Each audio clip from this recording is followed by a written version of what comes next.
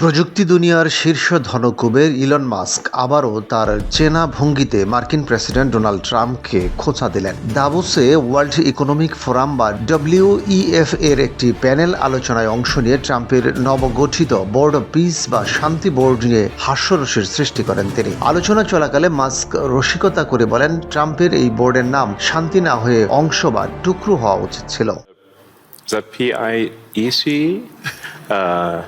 তিনি মন্তব্য করেন, আমি যখন এই শান্তি সম্মেলনের কথা শুনলাম তখন ভাবলাম এটা কি শান্তির বোর্ড নাকি কোনো অংশের বোর্ড, যেমন গ্রিনল্যান্ডের এক টুকরো অংশ কিংবা ভেনিজুয়েলার এক টুকরো অংশ।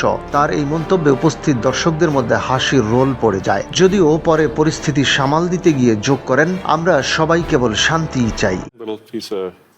Greenland, a little piece of Venezuela. Board of পিসের প্রেক্ষাপট, প্রেসিডেন্ট ট্রাম্পের সভাপতিত্বে গঠিত এই বোর্ডটি মূলত গাজা যুদ্ধবিরতি পরিকল্পনা তদারকির জন্য একটি ছোট দল হিসেবে যাত্রা শুরু করেছিল। তবে বর্তমানে ট্রাম্প প্রশাসন এর পরিধি আরও বাড়িয়ে ডজন খানেক দেশকে আমন্ত্রণ জানিয়েছে। ভবিষ্যতে বিশ্বজুড়ে বিভিন্ন সংঘাত মেটাতে মধ্যস্থতাকারী হিসেবে এই বোর্ড কাজ করবে বলে ইঙ্গিত দেওয়া হয়েছে।